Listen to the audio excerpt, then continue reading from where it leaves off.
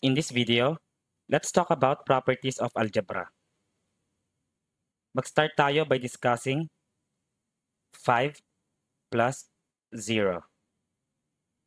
5 plus 0, obviously, we add nothing. So, that's equal to 5. Similarly, 10 plus 0 is equal to 10. In fact, kahit anong number ang ating gamitin, let's say A, if we add 0 to it, ang result ay the number itself. This property describes the additive identity property of equation. And upon looking at our equations, we can see that 0 is the additive identity.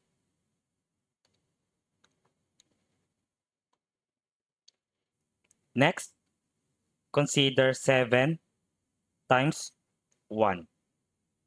7 times 1 obviously is equal to 7. Similarly, if we choose another number, let's say 13 times 1, we also have 13.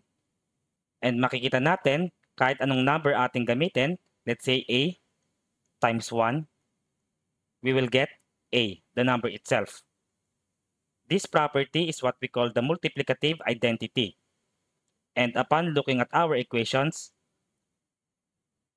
we can see that 1 is our multiplicative identity. Next, let us consider 5 times 0.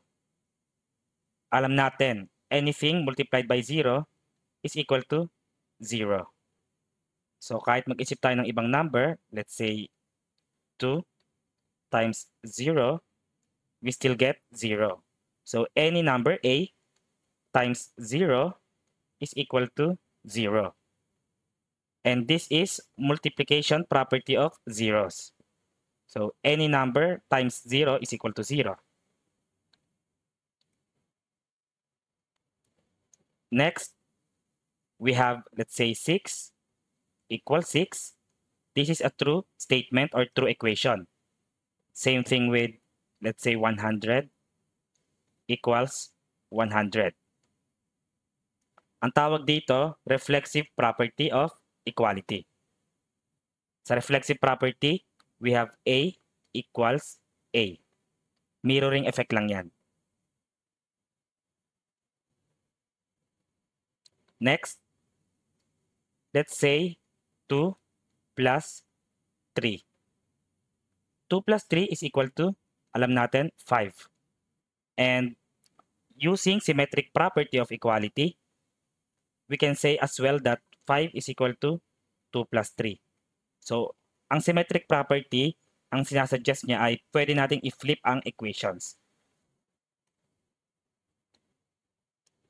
Next, let's say meron tayong 2 plus 7. We know that it is equal to 9. Also, alam din natin na 3 plus 3 plus 3 is equal to 9. Pansinin nyo, pareho silang equal sa 9. And according to transitive property, 2 plus 7 should be equal to 3 plus 3 plus 3. Kasi sabi ni transitive property, kasi sabi ni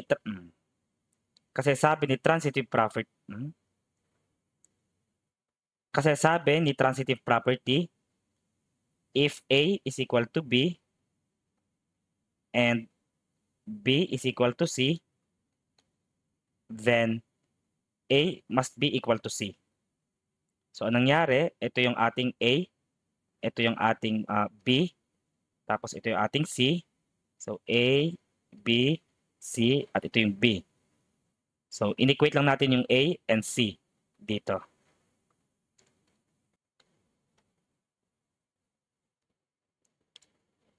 Ngayon, pag-usapan naman natin ang distributive property. For any numbers A, B, and C, according kay distributive property, A, parenthesis, or times B plus C is equal to A times B plus A times C. Also, if we have A times B minus C, this is equal to A times B minus A times C. So, ito yung distributive property. Kung susuriin natin, yung unang equation, dito sa may AB plus AC, pansinin ninyo, parehong may A yan.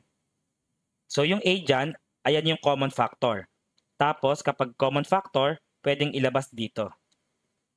Ganun din dito sa may baba. Meron tayong AB minus AC, parehas na terms, merong A. So, nilabas natin siya, nagkaroon ka ng A sa labas. So, masasabi natin na yung A dito, saka dito, sila yung tinatawag nating common factor. Ngayon, i-apply natin to. Let's say, evaluate 8 times 10 plus 4. So, pag in-apply natin yung distributive property, this is equal to 8 times 10 and then plus 8 times 4. We know that 8 times 10 is 80 and 8 times 4 is 32. And 80 plus 32 is equal to 112. Also, evaluate din natin. Another example, let's say meron tayong 12 minus 2 times 6. Pag in-apply natin ang distributive property, we have 12 times 6 minus 2 times 6. 12 times 6 is equal to 72 minus 2 times 6, that's equal to 12. And 72 minus 12, that's equal to 60. Itong distributive property, pwede natin ito i-apply kapag tayo nag-evaluate or nagka-calculate ng numerical values. Pwede natin siyang gamitin as shortcut. Paano ba yon? Okay. Halimbawa, let's say meron tayong 15 times 99. Let's say, evaluate. Ngayon, 15 times 99, pwede ka naman mag-multiplication, yung standard multiplication na ganyan. Kaya lang medyo mahaba yan, di ba? So, with the help of distributive property, pwede natin itong makalculate ng mas madali. Ganito. Kopyahin natin yung 15.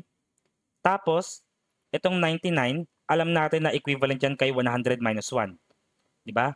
100 minus 1.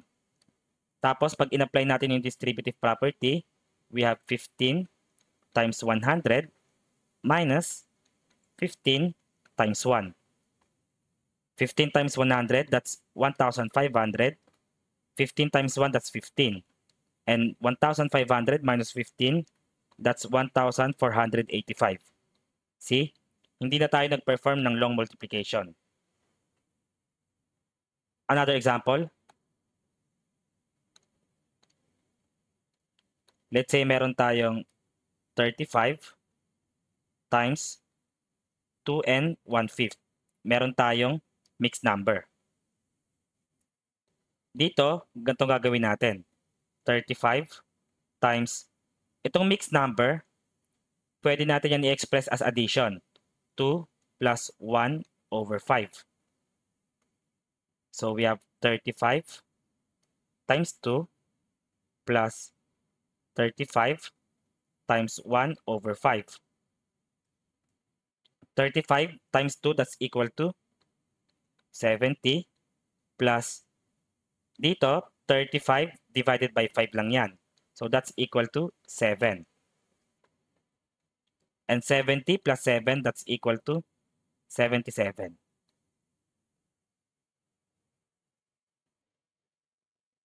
Now let us define term. In mathematics, term is a number, a variable, or a product or quotient of numbers and variables. Halimbawa ng mga terms ay y, pwede yan. Kasi sabi, a variable. Pwede rin ang p cube. Pwede rin ang 4x. Pwede rin ang 5y squared. So, lahat yan ay terms. How about this? 4x plus 2y. Is this a term? The answer is no. Hindi yan term. Algebraic expression na yan. Bakit hindi yan naging term? Kasi ang terms, usually napaghihiwalayan ng addition and subtraction. So, ibig sabihin, meron tayong addition dito, ito ay term. Ito rin ay term. Pero kabuuan sila, hindi yan term. Algebraic expression yan. Next, like terms or similar terms. Like terms or similar terms are those terms that contain the same variables with corresponding variables having the same power or exponent. Halimbawa, meron tayong 3x squared and 5x squared. So itong dalawa, similar terms yan. Kasi yung ating variable ay parehas na x. Tapos, yung kanilang mga powers parehas na 2. Kahit pa parehas na x yan, kung ang isang power dyan ay naiiba, let's say ito ay 3, hindi na yan like terms. Okay? So, another example of like terms, x cubed y and 10x cubed y. Like terms yan. Kasi, yung ating variables, meron tayong x dito, y dito, y dito. Tapos, yung mga exponents parehas lang. Ang exponent na x ay 3, tapos ang exponent ni y, parehas na 1. So, we can say that both of these terms are similar or like terms. Ngayon, gagamitin natin yung distributive property para mag-combine ng like terms. Halimbawa, meron tayong 5n plus 7n. Kapag in-apply natin yung ating distributive property, makikita natin na yung n, pareha siya nag-exist sa dalawang terms. So, pwede natin yan i-factor out. So, kapag finactor out natin, we have 5 plus 7 and then n. Ngayon, 5 plus 7, that's equal to 12. And 12n. Ito na yung combined value ng ating expression na to. Another one, let's say meron tayong 15x plus 18x. So, factor out natin yung x. Parehas na may x yung dalawang terms. So, we have 15 plus 18 and then x. And 15 plus 18, that's equal to 33. So, we have 33x. Another one, let's say meron tayong 10n plus 3n squared plus 9n squared. Paano yan? Okay, sa ating unang mga examples, napag-combine natin to saka ito kasi yan ay similar terms. Ito, parehas na may n, tapos parehas na ang exponent ng n ay 1. Yung sa baba naman, parehas na x, tapos ang exponent ng x ay 1 din. So, napag-combine natin. Dito, pwede natin mapag-combine si 3n squared saka si 9n squared. Pero, hindi nila like term si 10n. Kasi ang exponent ni 10n ay 1. So, ibig sabihin yan, may iwan lang yan as is. So, kopyahin lang natin yan, 10n. Tapos, saka tayo mag-a-apply ng distributive property dito. So, apply natin yung distributive property plus 3 plus 9. Tapos, sa labas si n squared. Therefore, we have 10n plus 3 plus 9 is 12n squared. Ito na yung ating simplified form or combined form.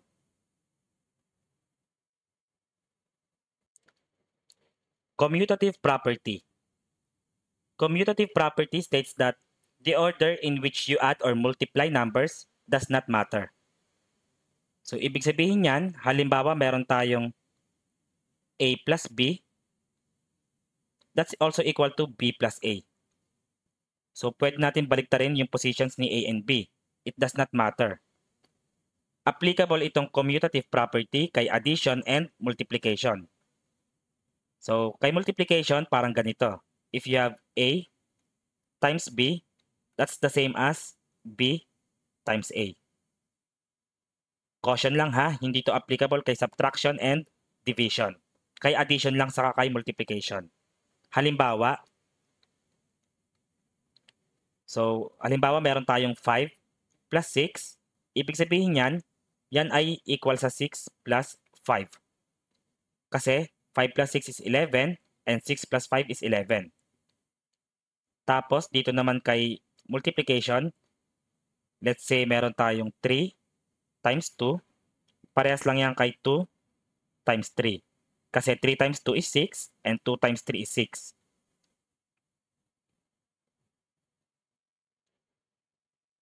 Next, let's go to associative property.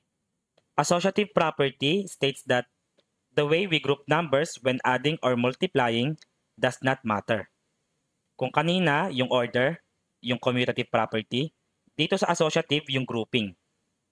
Halimbawa, sa addition, pag in-apply natin, if we have A plus B, nakagroup siya ha, kasi may parenthesis. And then plus C, this is also equal to A plus B plus C. Parehas lang yan. Halimbawa, let's say meron tayong 2 plus 4 and then plus 6. Equal yan kay 2 plus 4 plus 6. Prove natin. 2 plus 4, that's equal to 6. And then 2 plus 4 plus 6, that's equal to 10. 6 plus 6 is 12. 2 plus 10 is 12. So, totoo siya. Ngayon, apply naman natin siya kay multiplication. Yung associative property sa multiplication looks like this.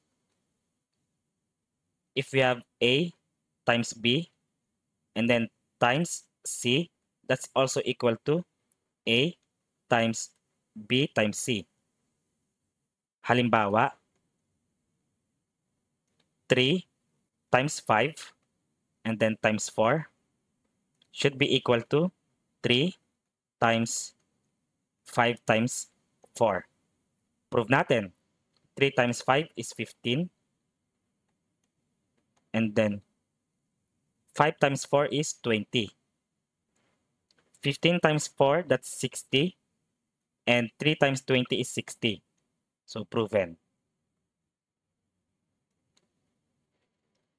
Ngayon, mag-simplify tayo ng ilang expressions. I-apply natin lahat ng ating properties. Say we have 4 times A plus B and then plus 2 times A plus 2B. Simplify natin. So, we have, apply natin yung ating distributive. So, 4A plus 4B plus dito rin. I-apply natin yung ating distributive. 2A plus 2 times 2B. So, that's 4B. Next, i-apply natin yung commutative property. According to that property, the order in which we add or multiply does not matter. So, ang gagawin natin, i-rearrange natin to. Pagtatabihin natin yung mga similar terms. We know that 4A and 2A are similar terms. So, 4A plus 2A. And then plus 4B and 4B are similar terms. Tapos, i-simplify natin yan sila. Una, 4A plus 2A. Apply tayo ng distributive property. So, we have 4 plus 2 and then times A plus, dito naman, we have 4 plus 4 times B. And finally, 4 plus 2 is 6 and then 4 plus 4 is 8. Ito na yung ating simplified form.